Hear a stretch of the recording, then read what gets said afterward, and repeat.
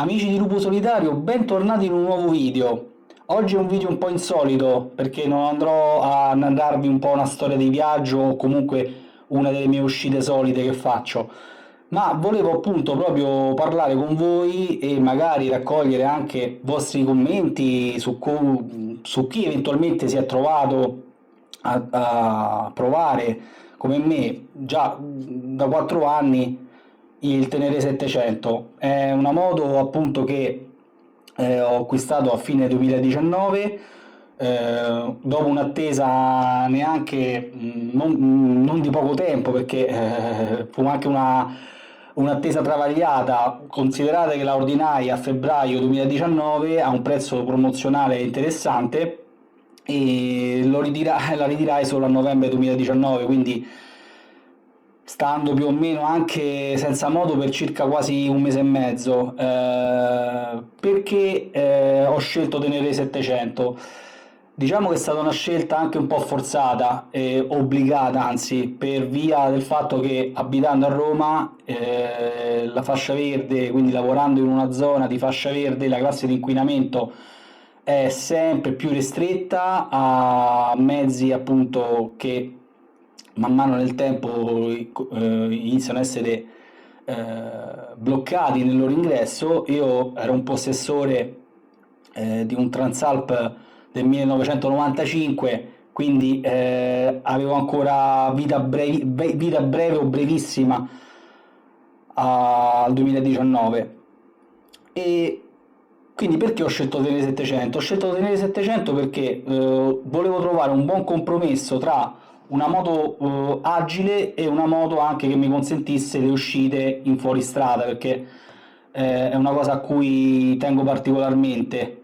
E anche perché no, una moto che diciamo mi consentisse di andare a percorrere anche dei viaggi, cose che ho fatto negli anni. Io adesso cercherò di dirvi in questo video perché la consiglio e quali sono soprattutto i punti di forza e di debolezza, perché ovviamente Yamaha, diciamo, quando si sceglie una moto, e qui mi aggancio a un mio carissimo amico che saluto e diciamo riprendo un po' le sue parole, che è Vita di un motociclista, lo potrete trovare qui in alto, vi metto un po' il suo brand per andare a cercarlo eventualmente nei suoi canali social.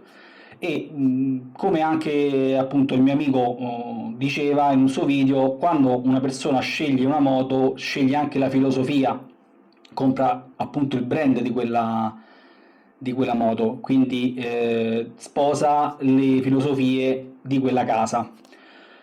Il Teneré è sicuramente una moto, diciamo, entriamo già nel fatto perché la consiglierei. È una moto essenziale, ovviamente non è una top di gamma in quella categoria delle Max Enduro, è un buon compromesso, nel senso, è un buon compromesso per chi vuole avere comunque l'ebbrezza di poter fare fuori strada, ovviamente fino a un certo livello, perché non ci si può spingere, è una moto pesante alla fine per la sua tipologia. Sterrato, strade bianche, comunque sterrato anche medio complicato, poi ovviamente più si sale di livello e più serve una moto leggera.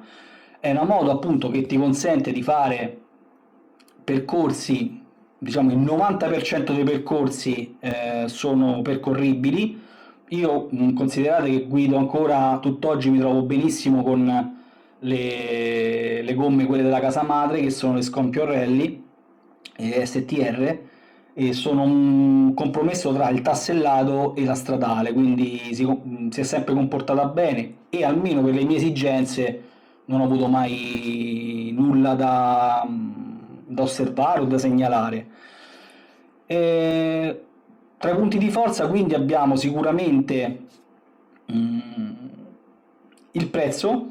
Partiamo subito dalle cose diciamo principali. Il prezzo, io considerate la comprai a prezzo di listino di lancio a 9.470 euro, adesso euro più euro meno. E passiamo subito sul prezzo nel punto di debolezza.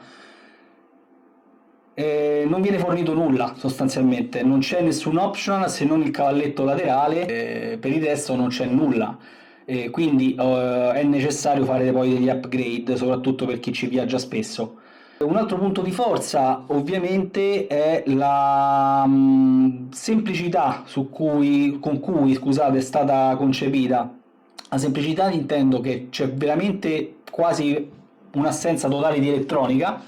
Abbiamo semplicemente l'ABS che per il regolamento è necessario installare, ma a parte l'ABS non c'è nessuna tipologia di elettronica, se non la parte, diciamo, delle luci e segnalatori di direzione. Ecco. Un altro punto di forza che mi sento di dire è che ha un consumo, diciamo, in questa categoria posso dire che rientra tra quelle che consumano di meno. Ovviamente poi tutto sta nel polso. Il polso, ovviamente, se l'avete sempre spalancato è normale che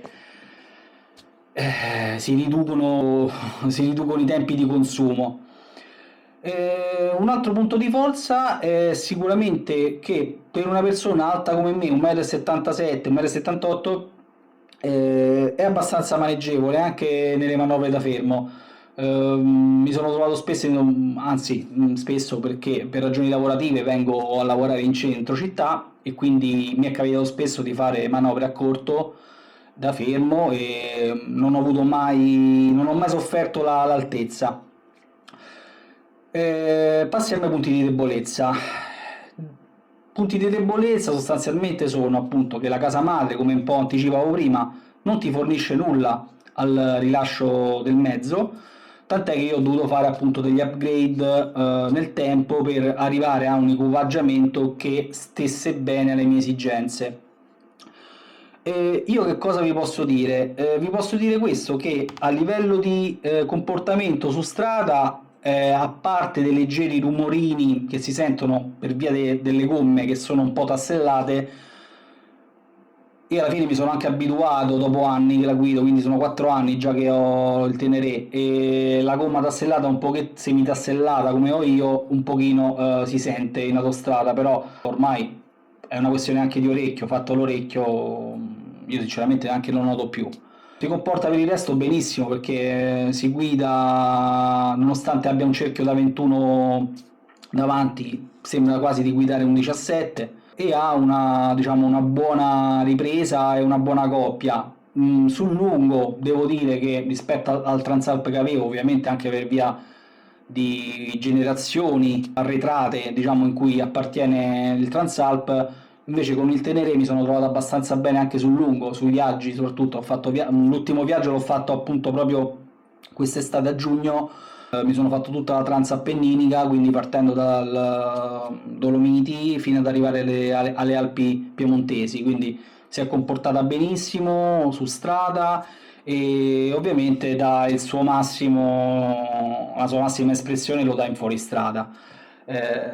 Fuoristrada, modo appunto che nasce per il fuoristrada, icona ovviamente negli anni, dagli anni 80 ad oggi, nelle gare, quelle anche nel deserto, le famose Parigi-Dakar, Gibraltar, che adesso diciamo è una gara che si fa e anzi penso che un giorno magari, perché no, ci sto facendo un pensiero. Per il resto, come posso dire, quello che posso dire è che dopo 4 anni sicuramente è una moto, posso dire, una moto che per chi si vuole avventurare nel mondo dell'off-road, pur mantenendo un po' comunque la concezione di moto stradale, io la consiglio come buon compromesso. Se uno non vuole appunto arrivare a già spendere somme importanti per le competitor della categoria, quindi che possono essere la KTM, la BMW. Eh, Non vi nascondo che valutai BMW al momento del cambio della mia moto, che comunque dovevo affrontare una spesa e stavo valutando a quel punto di fare una spesa definitiva. Grazie sempre anche al mio amico vita di motociclista ho riconsiderato anche BMW per tanti aspetti, non solo economici, ma anche diciamo, su esperienze negative che ho sentito appunto da alcuni amici.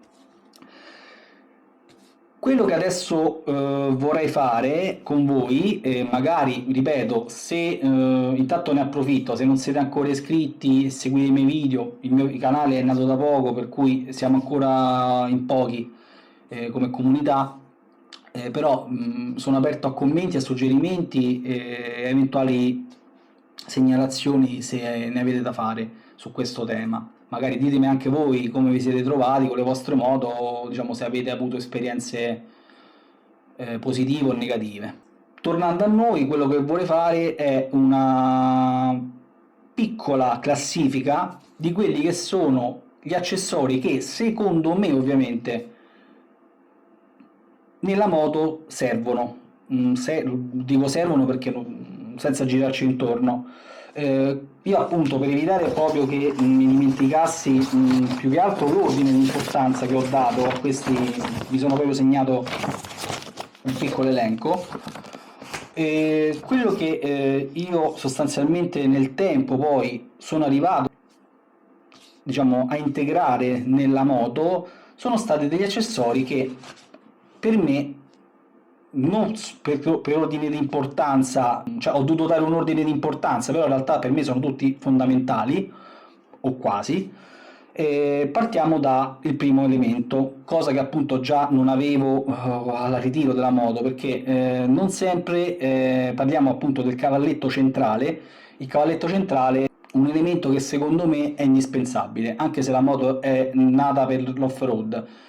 È indispensabile soprattutto quando si tratta di doversi fermare in circostanze poco avvezze al cavalletto laterale. Quindi il cavalletto centrale è quello che ho messo anche la mia prima scelta di optional. L'altro elemento di cui vorrei parlare poi è il cupolino. Il cupolino io l'ho preso leggermente maggiorato perché nonostante io non sia diciamo una pertica, come si può dire, in altezza, il cupolino della casa madre comunque nelle lunghe tratte non copre adeguatamente, non copriva adeguatamente quello che era la mia figura, quindi spesso io avevo l'aria che mi batteva già dall'altezza metà fronte, occhi, ecco, dagli occhi in su, spalle anche soffrivano, quindi ho scelto un cupolino maggiorato, che potrete vedere nel video. Un altro elemento fondamentale per me, che uso la moto 365 giorni l'anno, sono le manopole riscaldate. Adesso magari i veri cultori dell'enduro o comunque i motociclisti, diciamo per antonomasia, potranno storcere il naso, non lo so, però io vi assicuro ragazzi che a guidare una moto per 2 ore, un'ora e mezza, 4 ore, quello che sia, a 1 grado o a 0 gradi non è piacevole dopo un po'. Quindi le manopole, poi non, neanche a dire che le manopole risolvono al 100% il problema, però ti evitano di arrivare a destinazioni con le mani che praticamente sono di ghiaccio e soprattutto fanno male. Andiamo avanti. Ho messo la piastra paromotore maggiorata, che quella della casa madre purtroppo nell'off-road non ti dà quella tranquillità. E forse è anche un motivo la scelta della casa madre di mettere quella originale come chi ha acquistato potrà aver visto, è anche indotta a cercarti di portarti a cambiare il prodotto, quindi fare un upgrade nell'aftermarket. Andiamo avanti con nella mia classifica con il kit paracarter e paraasta del cambio. A proposito, ho messo tempo fa un video dove appunto facevo vedere anche l'installazione molto semplice del kit paramotore della Cerbis, che potrete ritrovare nel mio canale. Fondamentali secondo me, questi sono fondamentali anche se sono al quinto posto, però in realtà ho dovuto dare una collocazione, ma in realtà tutti gli elementi che io vi andrò a elencare io li avrei messi tutti al primo posto, però in realtà devo dare una classifica, per cui sto dando una classifica ponderata. Il kit paracarter dicevo che è essenziale soprattutto sulle cadute o quando si appoggia la moto, magari per evitare una caduta si appoggia la moto in off-road. Ti salva la vita del motore perché praticamente ti va a evitare che le asperità, sassi, pietre, quello che vuoi che sia, si vada appunto vada a danneggiare il carter, che lì il problema poi diventa serio, quindi questo è un elemento, sebbene l'abbia messo al quinto posto, lo consiglio. Andando avanti, qui andiamo sempre un pochino a toccare la sensibilità forse degli enduristi, è una sella. Io ho cambiato la sella, mi sono affidato a una brand francese che è la Tourtec, sperando che si pronunci così, non me ne vogliate. È una sella comfort, ho preso perché io con la moto ci viaggio, quindi ho dovuto fare una scelta anche pensata a questo, e vi devo dire che dopo chilometri e chilometri di viaggi questa penso che è una sella che consiglierei tutta la vita. Ancora più comoda, da testimonianze, diciamo, e test che ho fatto nel tempo, anche il passeggero gode di un'ottima comodità. Poi metterei, anche se un piccolo elemento, però in realtà per chi fa qui off-road invece mi potrà appoggiare, l'estensione al cavalletto laterale. Che cos'è l'estensione? È un piccolo tassello, tacchetto, che si va a montare all'estremità del cavalletto. Questa è una manna dal cielo per quando si va a fermare la moto in luoghi accidentati o comunque smossi nel terreno, ti va ad ampliare praticamente la superficie d'appoggio, ed è per me essenziale. Vado con il penultimo gadget, diciamo chiamato gadget optional, che per chi viaggia è necessario, ma anche per chi fa off-road, attenzione, perché c'è la scelta tra un kit di valigie morbido e un kit di valigie rigido. Io ho scelto quello rigido perché mi dà più tranquillità su questo aspetto. E della Givi, qui faccio un breve excursus: presi quello della Givi per le borse laterali e ebbi un piccolo problema con l'installazione al telaio del baule centrale, che invece quello l'ho presi in Yamaha. Il problema di Yamaha è che non so se adesso qui c'è lo zampino del diavolo, ma un pensiero l'ho fatto. Yamaha, se installi il baule centrale con il loro telaio, non ti consente di innestare il telaio della Givi, ma ti costringe a cambiarlo, perché o prendi tutto Yamaha sostanzialmente, oppure ti attacchi a quello che si dice. Dovetti vendere il telaio centrale della moto e rivenderlo, e mi sono comprato tutto il kit Givi.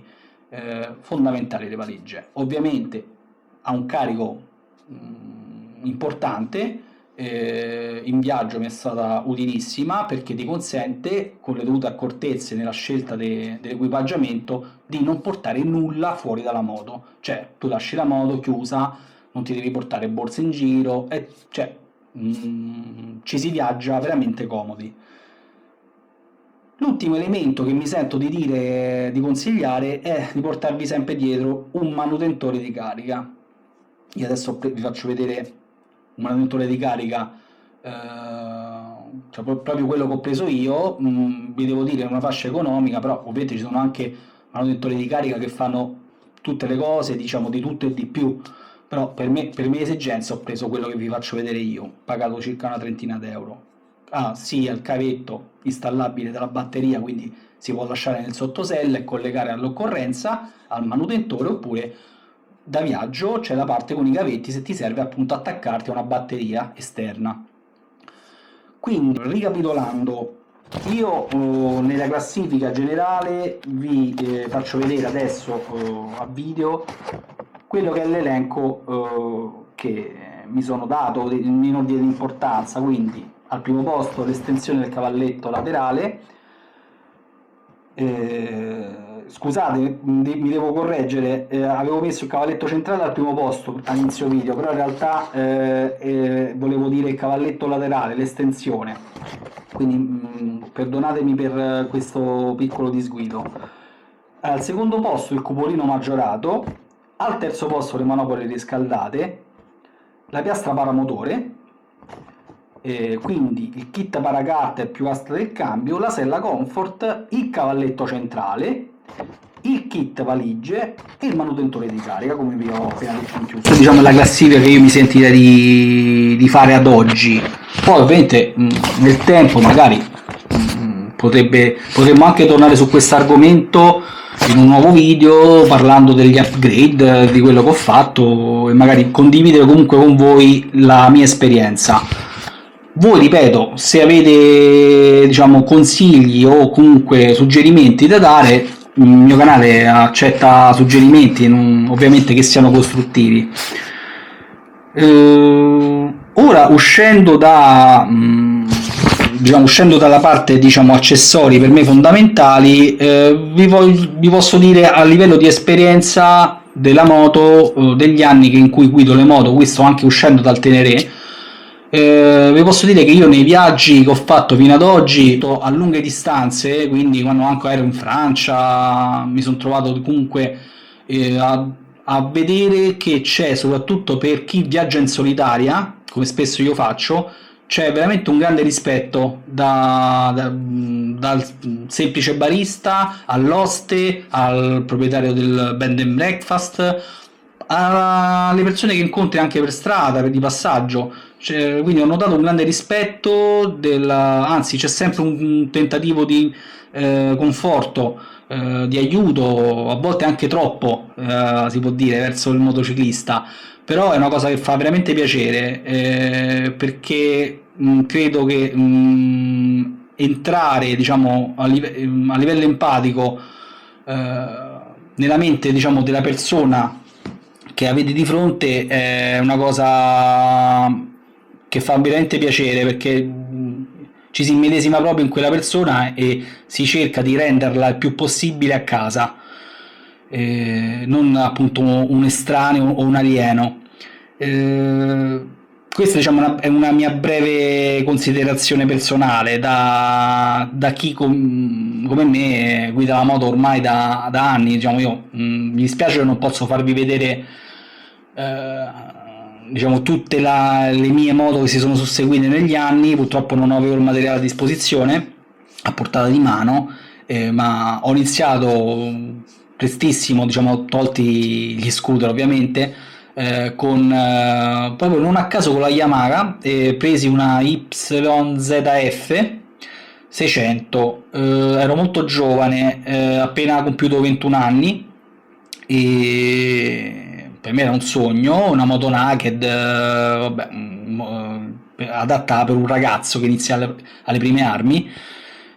La cosa che poi mi dovette farla vendere è stato un problema economico, perché poi nel mezzo mi comprai la mia prima automobile e diciamo, non avevo una tranquillità economica per potermi gestire entrambe le cose. Poi ovviamente è stata una cosa rimandata, dopo circa un anno e mezzo mi sono subito ricomprato la moto, perché era per me è impossibile stare senza moto, e passai a un Transalp.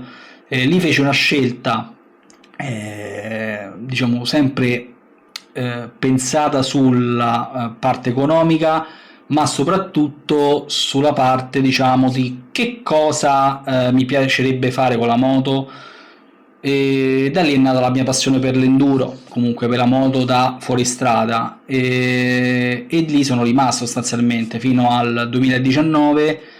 Ho avuto il Transalp, anche quella è stata una grande moto, devo dire, però quando sono passato poi a una moto come il Teneré, quindi moderna, l'ultimo modello, mi è cambiata la vita sostanzialmente, sebbene sappia che ci sono moto ancora più performanti.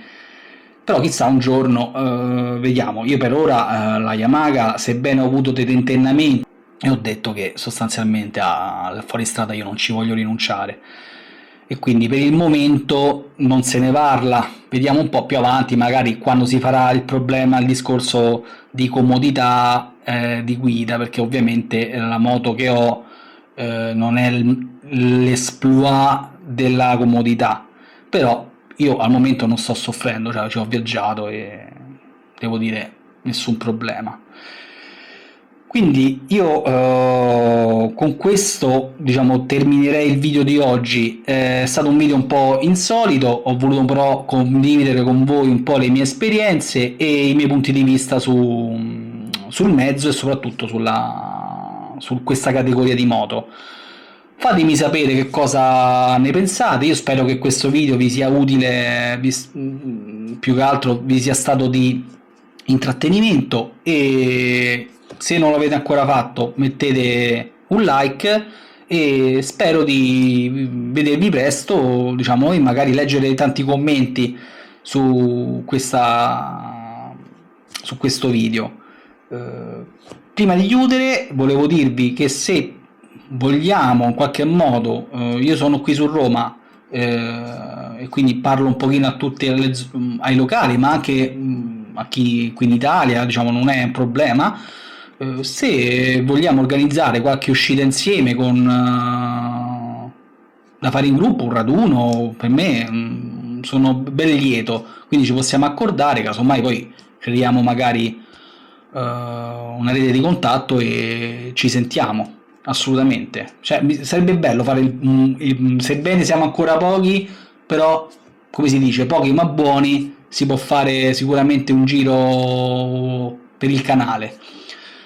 Questo era veramente l'ultimo, vabbè, non voglio andare oltre per il momento, per oggi. Nulla, ci vediamo al prossimo video. Vi anticipo solo che ci sarà a breve un nuovo video su un giro che ho trovato qui nel Lazio in off-road, e nulla, ci vediamo presto. Ciao ragazzi.